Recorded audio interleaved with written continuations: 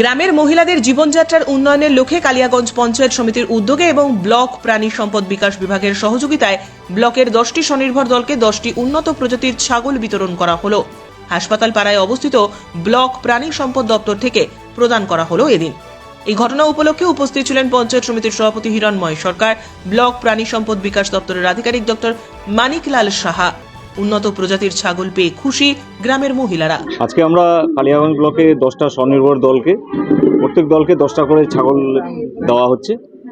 6 থেকে 9 মাস বয়স এবং ওজন হচ্ছে 7 থেকে 9 কেজি ওজন। ঠিক আছে, এদের কি এটা ব্ল্যাক বেঙ্গল গোট।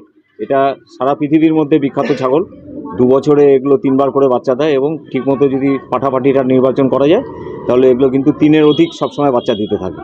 ঠিক আছে, এদেরকে স্বাবলম্বী করার জন্য আমাদের ব্লকের পঞ্চায়েত সমিতির উদ্যোগে আমাদের কালিয়াগঞ্জ ব্লক প্রাণী স্বাস্থ্য কেন্দ্রের বিএলডি অফিসের মাধ্যমে 10টা করে ছাগল প্রত্যেকটা দলকে দেওয়া হলো। 10 জনকে আমরা মোট 100টা ছাগল ট্রেনিং, তার সঙ্গে আমরা বিভিন্ন ওষুধপত্র, ভ্যাকসিন, টিকা এগুলো দিয়ে আমরা প্রতিপালনের জন্য আজকে বিতরণ করা হলো।